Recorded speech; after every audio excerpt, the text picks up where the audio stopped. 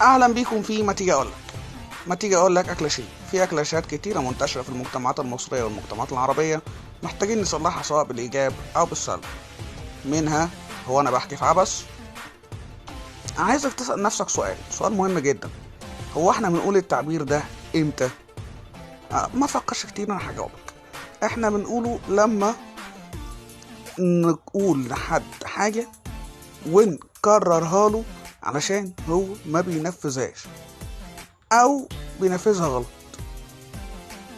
طيب ده ليه علاقة بصورة عبث؟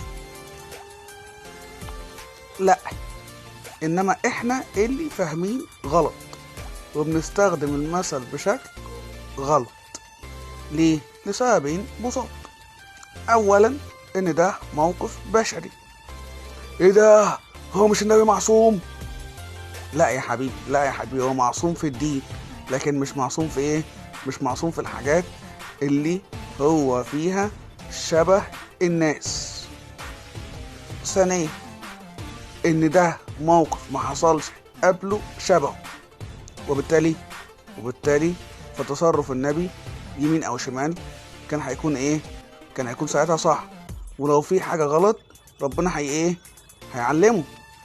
وبالتالي معاتبة ربنا للنبي صلى الله عليه وسلم فيها تعليم عن مين؟ عن الله، لانه بعد كده هيعلم الناس، ولانه كمان هيتعلم منه ويبقى القدوة. فبعد كده طول الوقت لما يقابل الراجل ده اللي هو الصحابي عبد الله بن أم مكتوم، يقول له ايه؟ اهلا بمن عاتبني فيه رب، ويبتسم في وشه. احنا كمان لازم نتعلم من النبي المعلم والقدوة. نتعلم حاجات كتير، منها ايه؟ منها اننا ما نقولش عبث بالسين ونقولها بالث. عبث يعني تقول ايه؟ هو انا بحكي في عبث.